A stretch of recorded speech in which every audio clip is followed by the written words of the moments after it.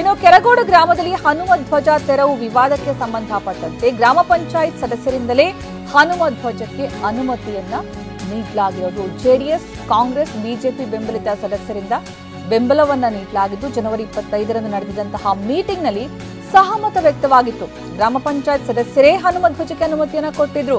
ಅದಕ್ಕೀಗ proof ಅನ್ನು ಕೂಡ ಬಿಡುಗಡೆ ಮಾಡಲಾಗ್ತಾ ಇದೆ. 18 ಜನ ಒಪ್ಪಿಗೆ ಕೊಟ್ಟಿದ್ದಂತಹ ಪ್ರೂಫ್. 22 ಸದಸ್ಯರ ಪೈಕಿ ಅಂದು ಇಬ್ರು ಮಾತ್ರ ಮೀಟಿಂಗ್ಗೆ ಗೈರಾಗಿದ್ರು. ಪಕ್ಷ ಭೇದ ಮರೆತು ಹನುಮ ಧ್ವಜಕ್ಕೆ ಬೆಂಬಲ ಸೂಚಿಸಲಾಗಿತ್ತು. 22 ಸದಸ್ಯರ ಪೈಕಿ ಅಂದು ಇಬ್ರು ಮೀಟಿಂಗ್ಗೆ ಗೈರಾಗಿದ್ರು. ಹಾಜರಾದ 20 ಸದಸ್ಯರ ಪೈಕಿ 18 ಮಂದಿ ಒಪ್ಪಿಗೆ ಕೊಟ್ಟಿದ್ದಾರೆ. ಅದರಲ್ಲಿ 10 ಜನ ಜೆಡಿಎಸ್ ಬೆಂಬಲಿತರಾದ್ರೆ 10 ಜನ ಕಾಂಗ್ರೆಸ್ ಬೆಂಬಲಿತರು. ಗ್ರಾಮ ಪಂಚಾಯಿತಿಯ 2 ಬಿಜೆಪಿ ಬೆಂಬಲಿತ ಸದಸ್ಯರಾಗಿದ್ರು. ಬಿಜೆಪಿಯ 2, ಕಾಂಗ್ರೆಸ್ನ 10, ಜೆಡಿಎಸ್ನ 10 ಬೆಂಬಲಿತ ಸದಸ್ಯರು ಒಪ್ಪಿಗೆ ಕೊಟ್ಟಿದ್ದಾಗಿತ್ತು. ಆದಾಗ್ಯೂ ಕೂಡ ಇಲ್ಲಿ ಹನುಮ ಧ್ವಜವನ್ನ ತೆರವುಗೊಳಿಸುವಂತಹ ವಿಚಾರ ಯಾಕೆ ಬೇಕಿತ್ತು ಅನ್ನುವಂಥ ದೊಡ್ಡ ಪ್ರಶ್ನೆ ಅಲ್ಲಿ.